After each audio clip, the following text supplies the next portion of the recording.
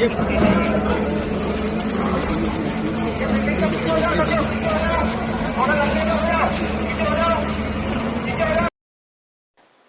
वालेकुम दोस्तों, अभी हम आप लोगों के सामने एक रिपोर्ट शेयर कर रहे हैं। पहले आप ये रिपोर्ट देखिए, उसके बाद हम आगे बात करेंगे इस वीडियो में।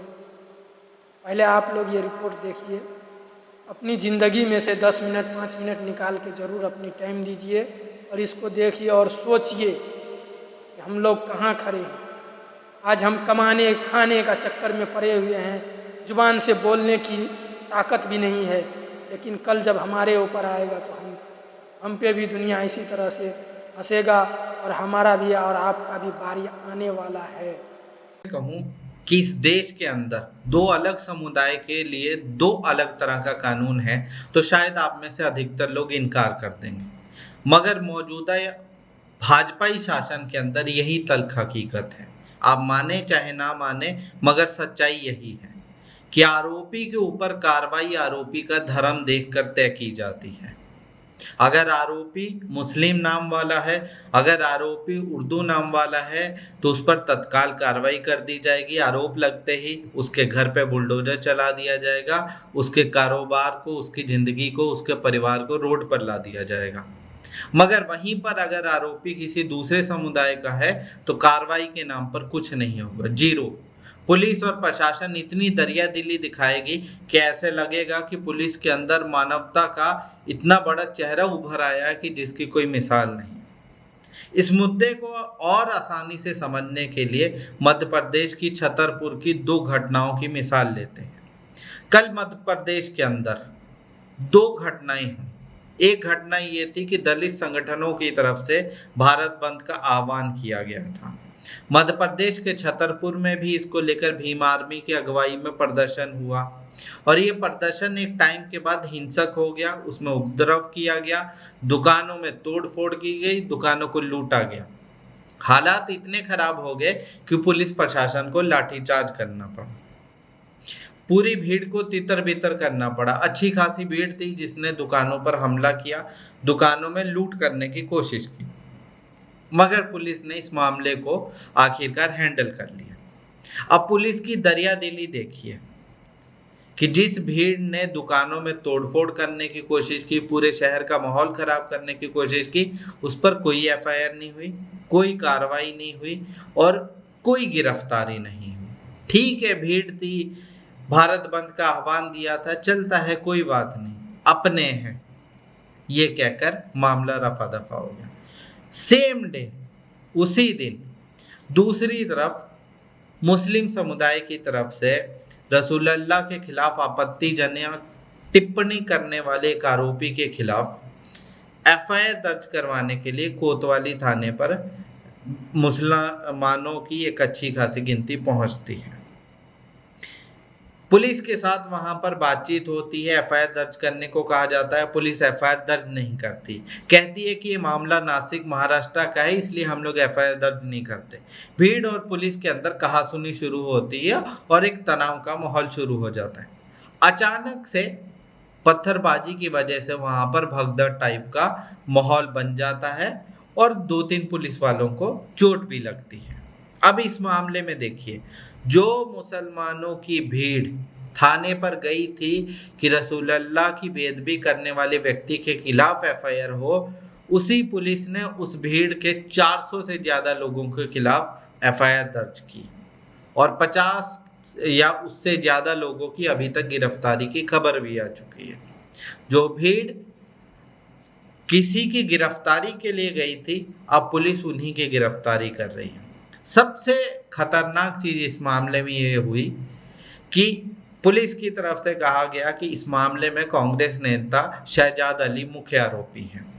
उनके कालीशान घर को, जो आप वीडियो में देख भी रहे हैं, प्रशासनिक अमला पहुंच जाता है, नगर निगम, पुलिस प्रशासन, तमाम प्रशासन मिलकर, और उस महलनुमा घर को तोड़कर तहस नहस कर दिया जाता है आरोप लगने भर से। जबकि अभी भी ये मामला जांच का विषय है कि पत्थर किसने फेंका, किसकी तरफ से पत्थरबाजी हुई, क्या मामला था, उसमें अभी तक कुछ भी तथ्य सामने नहीं आए। पुलिस खुद ही जज साहब बन बैठी है। दोस्तों, आप लोगों ने ये पूरा रिपोर्ट देख चुके होंगे और समझ गए होंगे कि क्या पूरा मामला है।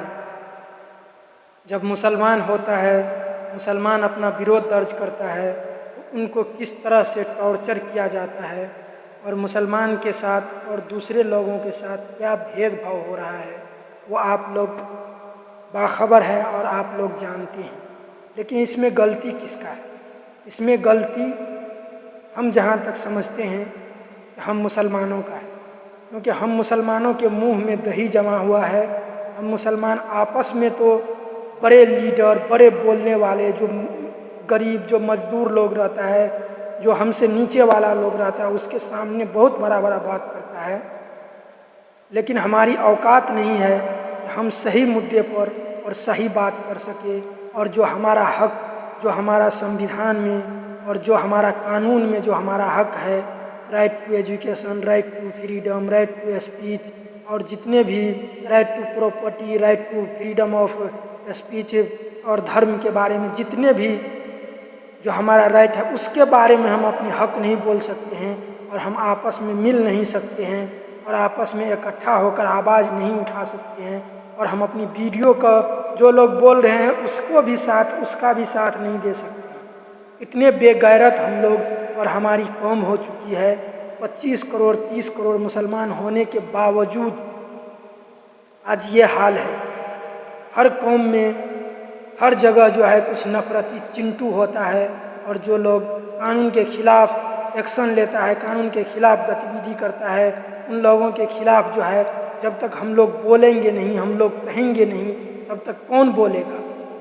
हमारे भाई के साथ होते हैं, हमारे समाज के साथ होते हैं, हमारे दोस्तों के साथ होते हैं, हम नहीं बोलते हैं तो कौन बोलेगा? दूसरे कौन बोलेगा? आज उसके साथ हो रहा है, कल हमारे साथ भी होगा। हम लोग, बहुत सारे लोग नमाज रोज़ा पढ़ लेते हैं और समझते हैं कि हमारा ज़िंदगी ऐसा ही कट जाएगा। ऐसा नहीं है दोस्तों। जहाँ पर नमाज का हुक्म दिया है, वहाँ पर जो है हक बोलने का भी हुक्म दिया है और फिर सब्र करने का तनकीद की गई है।